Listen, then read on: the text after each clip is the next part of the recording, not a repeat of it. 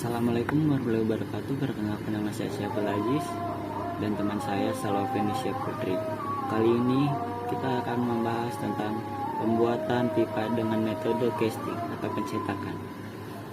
Proses pembuatan pipa cor ini dilakukan dengan cara menuang besi panas ke dalam cetakan. Metode ini dikenal sebagai metode tertua dari pembuatan pipa logam dan kini mulai terganti oleh material lain seperti HDPE atau PVC.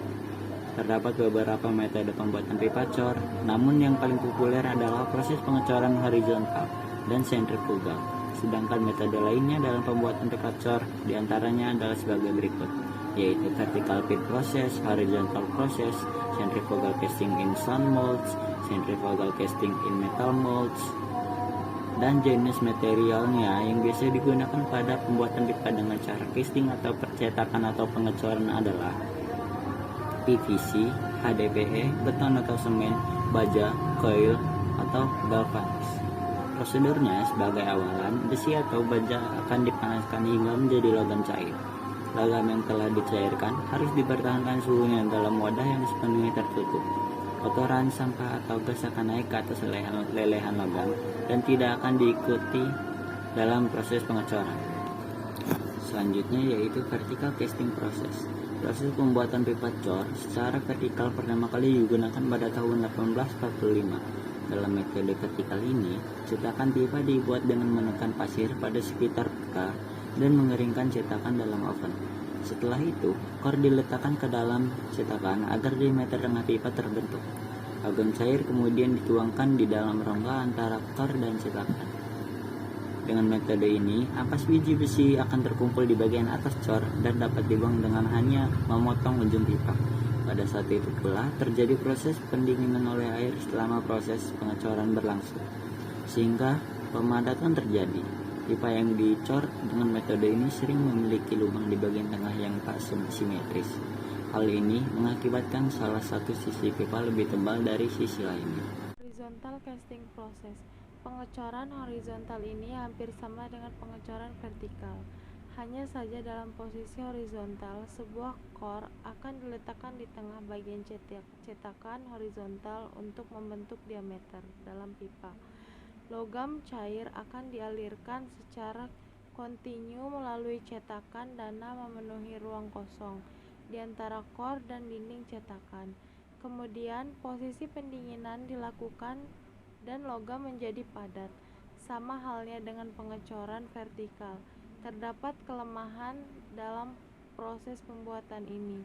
Dalam pengecoran horizontal, distribusi logam cair seringnya tidak rata di sekeliling pipa, sehingga ampas biji besi akan terkumpul di ujung pipa dan mengakibatkan bagian ini yang jauh lebih lemah dibanding yang lain.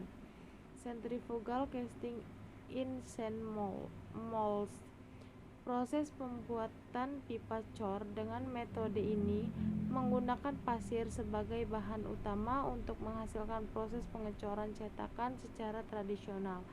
Pasir umumnya digunakan untuk pengecoran gravitasi, pengecoran bertekanan rendah, dan juga tentunya sentrifugal saat pengecoran dilakukan dengan cetakan pasir.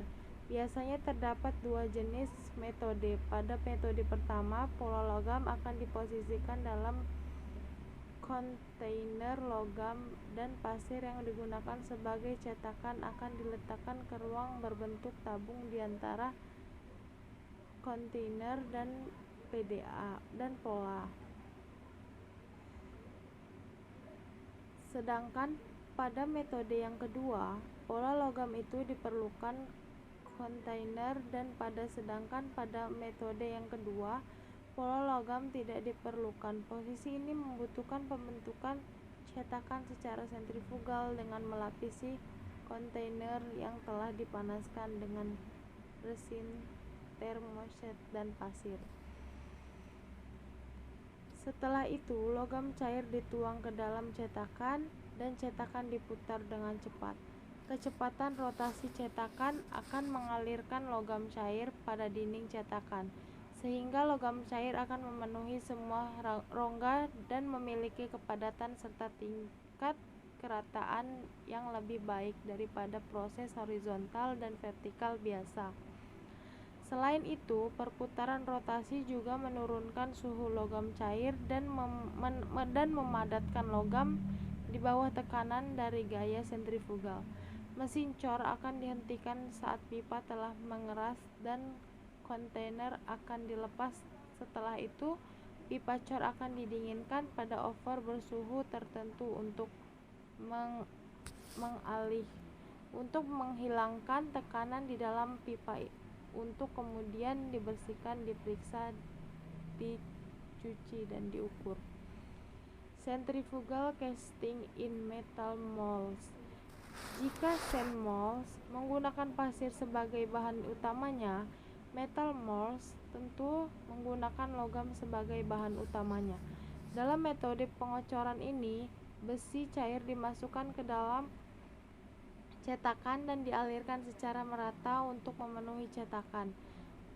Gaya sentrifugal yang dihasilkan oleh mesin bagian luar cetakan biasanya akan dilindungi oleh bak air atau semprotan air yang dikendalikan oleh sistem untuk menghindari kerusakan saat pipa cor cukup dingin untuk menahan bentuknya.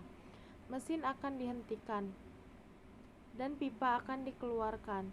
Setelah itu, pipa cor akan didinginkan dan proses selanjutnya akan sama dengan pengecoran dengan cetakan pasir. Proses pembuatan pipa cair ini tidak memerlukan waktu yang lama, hanya butuh beberapa detik untuk mengubah logam cair menjadi pipa cor. Selain cetakan pasir dan logam, terkadang cetakan keramik juga digunakan dalam proses ini. Kelebihan dan kekurangan. Kelebihan pipa besi cor ini memang memiliki sifat yang tidak terlalu fleksibel, namun relatif berumur panjang karena memiliki dinding yang tebal dan memiliki ketahanan korosi internal dan eksternal yang baik. Ketahanan pipa ini berguna agar tidak sering terjadi pembongkaran jalan untuk perbaikan atau penggantian pipa. Beberapa proses pengecoran memiliki kemampuan untuk membuat komponen dengan bentuk final atau net shape, sehingga tidak diperlukan proses manufaktur lebih lanjut. Beberapa metode pengecoran sangat cocok untuk produksi massal, lebih murah dibanding dengan proses manufaktur lain. Komponen hasil pengecoran bisa optimal dengan kombinasi sifat, makaris, dan bentuk coran. Dapat mengurangi biaya machining, dapat mengurangi biaya perakitan atau benda cor terintegrasi, dapat didaur ulang tanpa mengurangi kualitas hasil daur ulang, hemat bahan dibanding dengan proses machining. Kekurangan. Setiap metode pengecoran memiliki kekurangan yang berbeda. Berikut kekurangan-kekurangan pengecoran dari berbagai metode yang ada. Sekian presentasi dari kami. Wassalamualaikum warahmatullahi wabarakatuh.